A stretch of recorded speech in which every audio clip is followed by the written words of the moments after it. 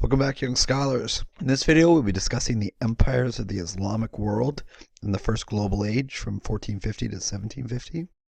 The big questions you should be able to answer after watching a series of videos on these empires. First, what are the geographic, political, and cultural characteristics of the Ottoman, Safavid, and Mughal empires? And then ultimately, you should be able to compare those empires by identifying similarities and differences. During the First Global Age, there were three major empires that form across the Islamic world. If you'll recall from period 3, Islam started on the Arabian Peninsula. It spread rapidly across the Middle East, into Persia, over into North Africa, and all the way over into Spain. And then towards the end of period 3, in the 1300s, we see the incursion into the Islamic Empire by various nomadic groups. First, it was the Turks, who came in and spread Turkic languages, and in many cases converted to Islam. And later it was the Mongols, who really led to the end of what was the Abbasid Caliphate. During this first global age, from 1450 to 1750, the three major empires that form are first the Ottoman Empire, second, the Safavids in the region of Persia, and then third, the Mughals in South Asia and India. So let's address the Ottoman Empire first. The Ottoman Empire. I could get used to this. You know what? This is what I want our empire to be about. Not simply the furniture Ottomans, which is maybe what comes to your mind when you think of the word Ottoman. The Ottoman Empire really begins with Osman I in 1299. That's where the term Ottoman comes from. Now, he didn't actually say this, but we will see throughout the Ottoman Empire there's this continuous trend where everyone is wearing hats. So I will start an empire where everyone must wear funny hats. Fez we can. So 1918. So 600 years later, the Ottoman Empire is still in existence. So the Ottoman Empire lasts from 1299 to 1922. So in terms of longevity, this is a very long-lasting empire that's really only matched by the Byzantines, who were around from about the 5th century until the 15th century. And then maybe the Chinese, who, depending on how you view the Chinese, have been around for forever. The Ottoman Empire is ultimately going to end in 1922 with the end of World War I. The Ottomans formed an alliance with the Central Powers, and ultimately they lost, and so the Ottoman Empire was carved up at the end of World War I. The Ottoman Empire includes the modern-day peninsulas of Anatolia, parts of the Arabian Peninsula, Egypt, North Africa, and then the Balkan Peninsula, which includes Greece. So the Ottoman Empire included Anatolia, Egypt, southeastern Europe, which is also known as the Balkans, and then part of North Africa and the Arabian Peninsula. And so it meets the test that we have set up for an empire, right? It's large, it has a diverse population with lots of different languages spoken throughout this region, both Turkic languages and Arabic. It's incredibly ethnically diverse. It's religiously diverse, as there are the predominant religion is Islam, but then you have Eastern Orthodox Christians living up here in the Balkan regions, and there's a single centralized ruler.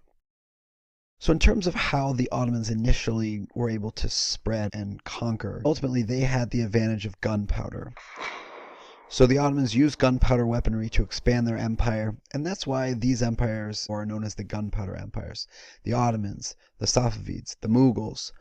But I think you can make the case that almost every empire in period 4 really expanded through having advanced gunpowder weapons. The Spanish, the Portuguese, the Russians, Tokugawa, Japan. So the Ottomans are going to defeat the last remnants of the Byzantine Empire by capturing the city of Constantinople in 1453. You may recall that Constantinople was a city with large, massive walls surrounding it, and ultimately it necessitated large cannons in order to breach holes in those walls and lead to the conquest of the city.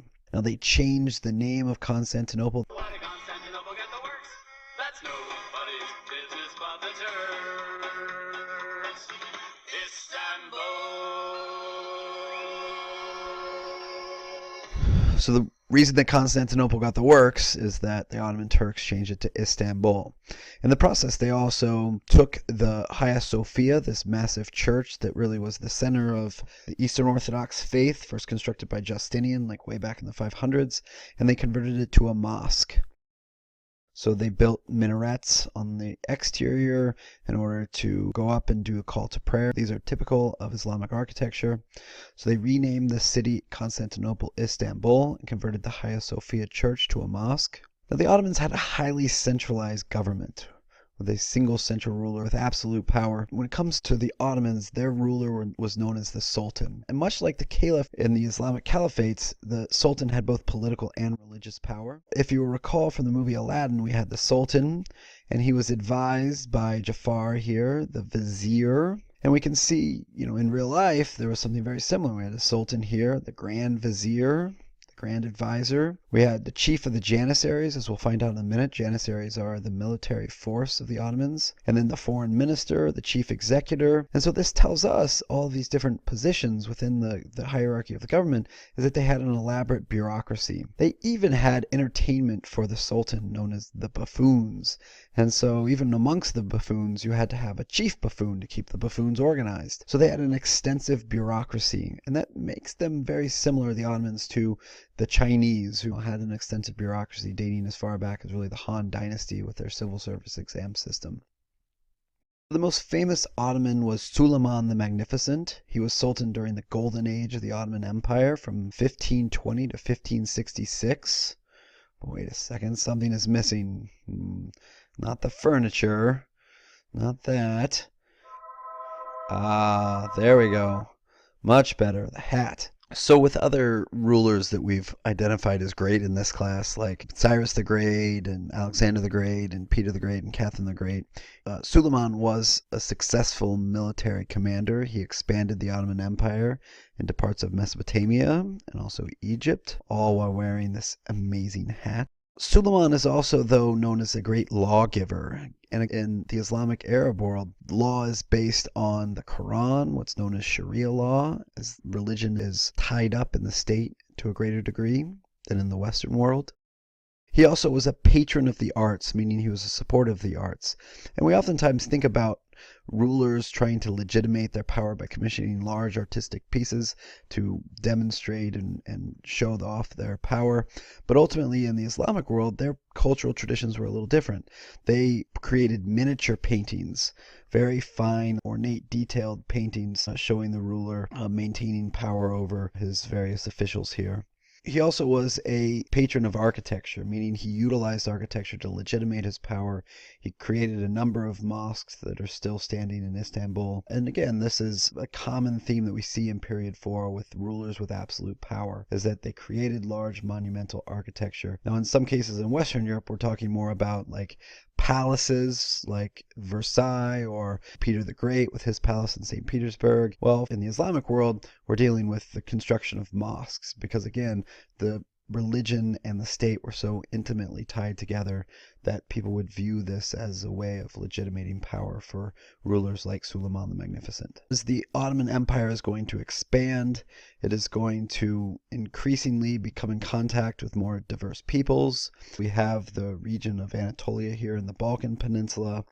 The Balkans, again, are predominantly Eastern Orthodox Christian, whereas Anatolia would have been increasingly Islam as time passed. The Middle East, Islam, North Africa, predominantly Muslims.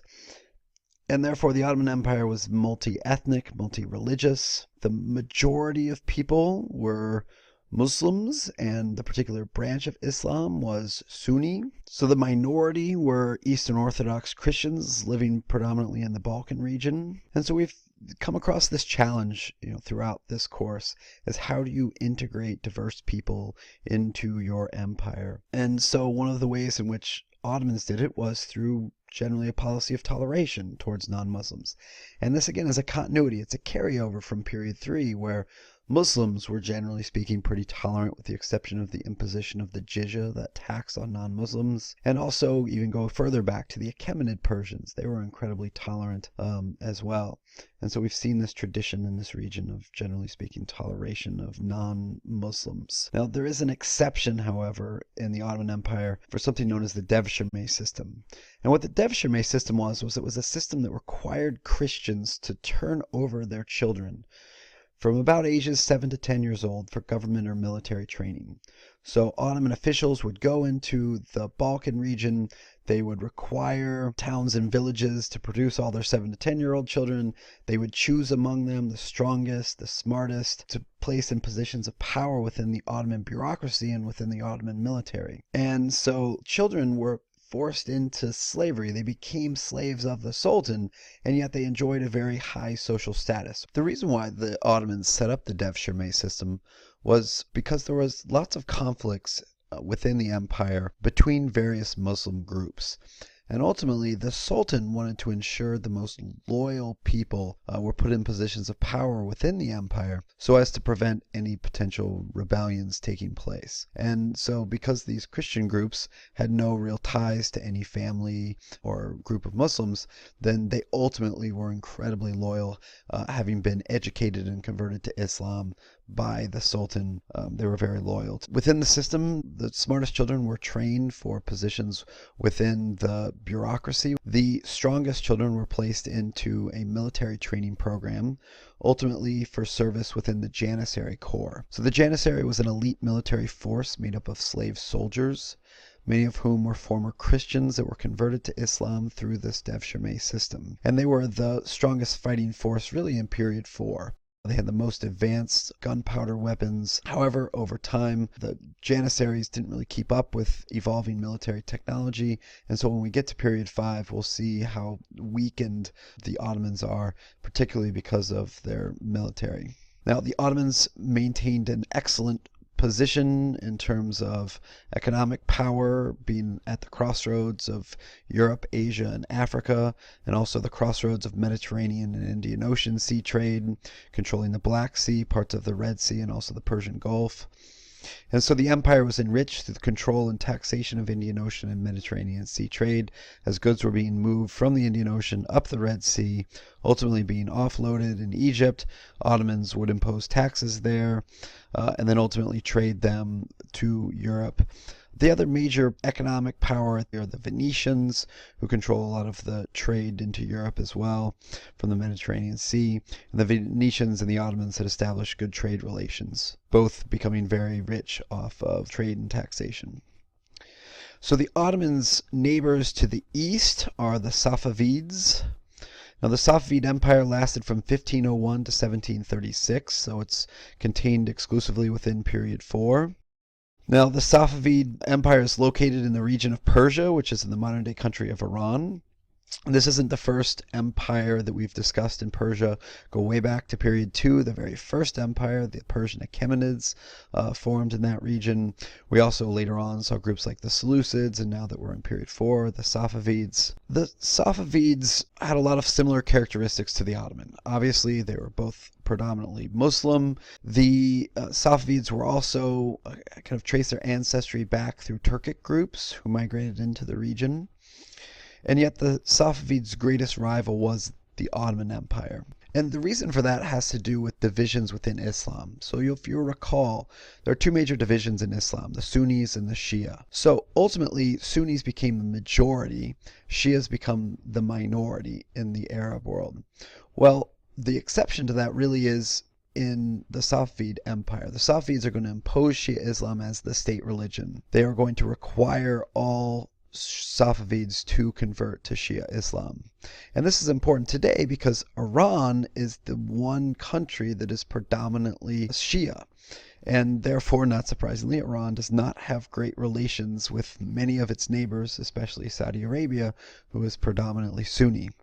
So conflict is going to rise between the Ottoman Sunnis and the Safavid empires. Now, this is not unique to Islam. We're going to see this in other religions.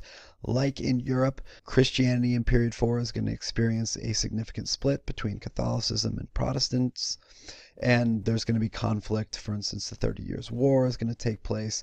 And so these conflicts that arise out of sectarian violence are common to multiple religions during this period. So as a result of watching this video, you should be able to answer these big questions. First, what are the geographic, political, and cultural characteristics of the Ottoman and Safavid empires?